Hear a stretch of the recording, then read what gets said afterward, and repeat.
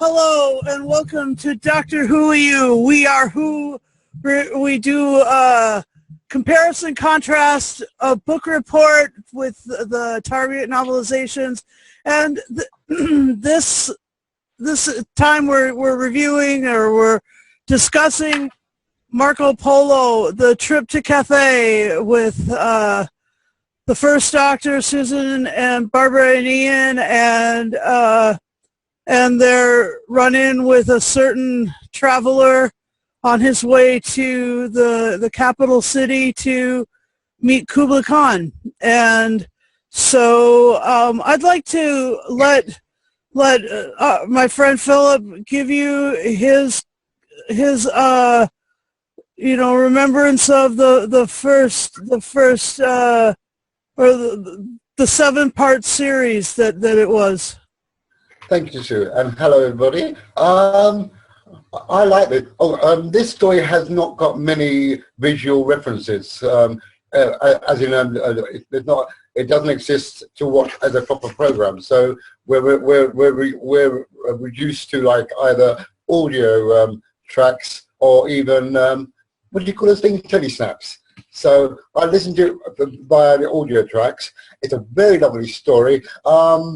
Everyone always says that this one on TV would have been fantastical to watch because of the gorgeous sceneries and costumes that were made. I do love how Marco Polo sort of like diary entries his trip across the lands of Peking to reach Cathay. Well, is it China? It's Cathay, China. I think it is. Cathay is China.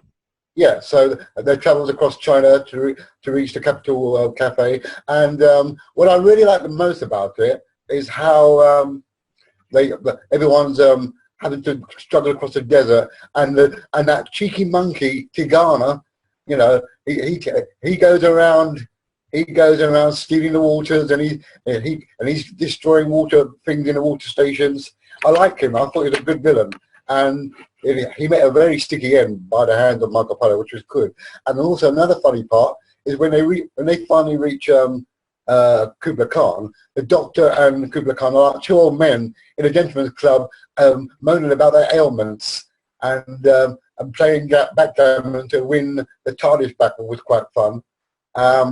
It's a wonderful historical story, and like I said earlier, it's one that's missing from the archives, and I wish. And I hope the one day it will turn up in its entirety so we can enjoy it in all its gorgeous sumptuousness. Thank you, Philip. Mikey, what do you think? How do you like, or what do you know about Marco Polo? All right. If I were correct, as if I was a doctor, technically I am, then I heard about this episode a couple of times when I was watching a couple of YouTube videos. I mean, literally, with the Lost Media Wiki and stuff. If I know about the Lost Media Wiki, use it really well. I only saw it a couple episodes missing, but I think a couple of them would be found, to be honest. So yeah, I've been always like keeping eyes on the episodes and stuff every day, like at school and maybe home. Since I got a laptop now, I can search up if the episodes are found. So that's why I'm here, to do all this lost media research for you guys. Well, thank you so much, Harry. What can you tell us about? Did you watch it? Have you watched it recently? I just recently sat down and watched a little toe snap. Oh, okay. I've not seen anything of Marco Polo before I've seen the toe snap. And this is one of those historical stories that I would love to truly see back in the archive. I mean, it's a great story for what I've heard about it. I've read the book. I've got the book right here. Oh, yeah. Please do tell us about the book. Riccardi does a fantastic job. He gives us a lot of depth, a lot of insight. The only thing I have to say, that if I've got anything bad to say about him as an author with the story, is that there's little bits and pieces, little descriptions that he doesn't put in there. I wish he would have put in there. But overall, the book is a great book. If you don't have it in your library, It's number 94 in the Target series. Get it, read it, enjoy it. It's a great 7-part story. Well worth the time and effort to track down this book, add it to your library, whether it's in hardback or paperback. Get it, add it, because you will not go wrong with this book. It's a superb story, something you would truly enjoy having in your library. Thank you, Harry. I watched the reconstruction of it, and it was done with publicity photos in color. So the version that I've watched was in color and with Mark Eden reprising his role years later as the narrator, so that he actually like drew the story out. I mean, he'd done it before as a young man in words, but this one looked older and stuff. And Mark Eden was brilliant. I mean, absolutely wonderful as Marco Polo. And Ping Cho, gosh, I can't remember the actress's name. Anyway, that was really cool. Ping Cho's whole character arc from, a woman who was, closed off and not really, outgoing and not really able to, to voice her opinion to someone who Susan and she, it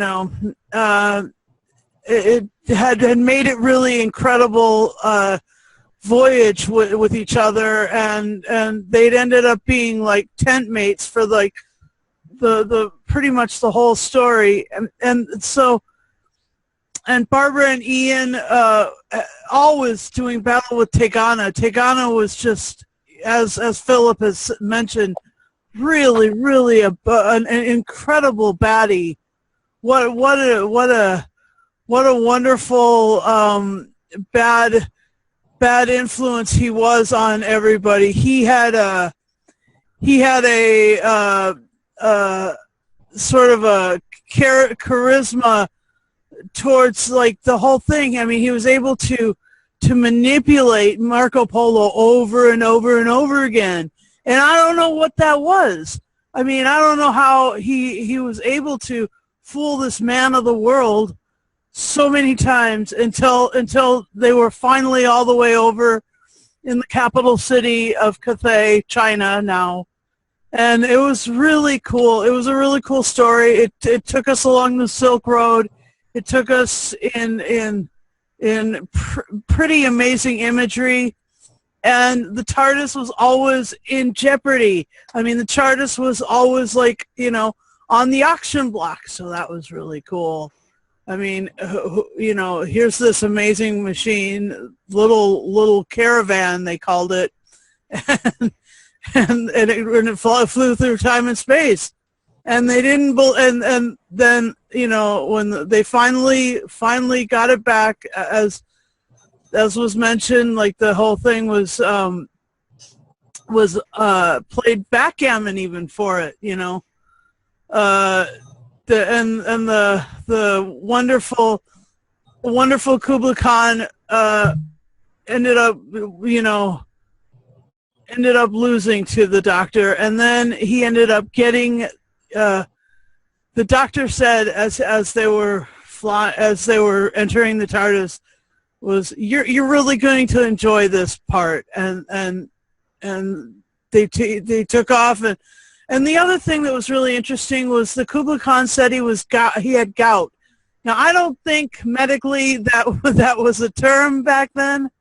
I don't think I think it's a loose translation to what they would call it over there. Yeah, I think that the TARDIS translation. That's exactly what I was going to. Yes, that's what I was going to say. The TARDIS translations are. Yeah, but the TARDIS translation. Anyway, I got a friend. Question, Susan. Susan. Ping Cho is played by Sienna Mertron. Yeah. And anyway, it was the TARDIS. The TARDIS must have translated the gout, because and gout can be that way. I got a friend with gout. Described it just the way Kubla Khan described it. I mean, very well translated. TARDIS, Matrix, very well, very well. Anyway, so that's our comparison contrast. We thank you for watching. I'll just say one thing. Oh yeah, yeah. Oh yeah. Sorry. Let's all talk about it if we wanted to. Let's do that. That's a good idea.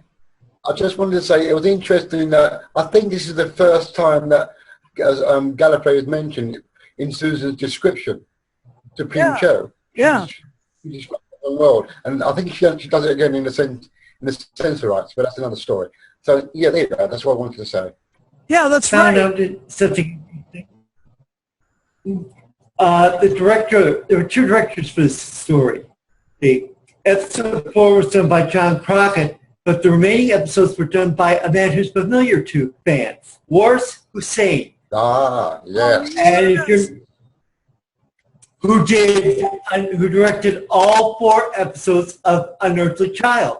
Yep. So here's a man who the crew was familiar with working with. He'd worked with them before. They knew how to deal with him. Love. So he had a familiar face directing most of the episodes of the story. Thank you, Harry. That's great. So anything else anybody want to talk about? Yeah, go ahead. Go ahead, Philip. You're going on. No, go on. No, you go. Okay, I haven't talked anything yet since I have done anything, but my best source for you guys, I mean, literally, if you guys are Doctor Who fans, I mean, talking to 3 of you, major Whovians, I'm a lot. I mean, for honest to be taken, there's so many things I would tell you. Well, there's one thing. The Lost Media Wiki could help you to find all those missing episodes. It tells updates, too. Yeah, cool. And maybe if Susan can link, I'll maybe send Susan the link to the website and maybe put it in the description if you guys want to know about it. More information about good information about Doctor Who episodes. The link will be in the description. Thank you. Mm-hmm. Thank you. One more thing about Ping Cho. Is it Ping Cho? Ping Cho. I felt sorry for her because she was on her way to marry a man nearly 60 odd years older than she was, and by the time we got to Cafe, the man had sadly passed away and had a heart attack. So she got a lucky stroke there. Yeah. So that was quite weird. They still kind of do that to this day, don't they? They marry off their young children to older men in China. I don't know if it still happens, but it's a weird thing to do. But there you go. Yeah. Children brides is kind of heavy duty. It can be a tragedy. Yeah, and for a children's program back in that day, that's quite a heavy subject to broach upon, even in Doctor Who. Yeah. So it's quite brave of them. Yeah, really. Well, thank you guys for being part of this, Philip, Mikey, and Harry, as always. Let's do this again. Let's go. The next one we're doing is Keys to Marinus, and so that's a fun one with time travel and space travel and different planets. So let's get going there in a short while. Give you guys a chance to watch it and read it, and thank you for one more thing for getting through this and stuff, because it was kind of a long haul to go all the way to China and back. Yeah. One more thing, Susan. Yes. Don't forget, I'm gonna send you the. I promised that a couple minutes ago. I will send you. That's cool. I'll let you guys have the link. I'll give you the link in the description. Okay. Like, as always. Okay, that's good. As always, I would put in my videos. Thank you. Bye-bye. We are Dr. Whoooeeooo. Give us a like, subscribe. Take care, everybody. And do comment below what you remember and what you liked about Marco Polo, the adventure in China. Thank you. Bye-bye.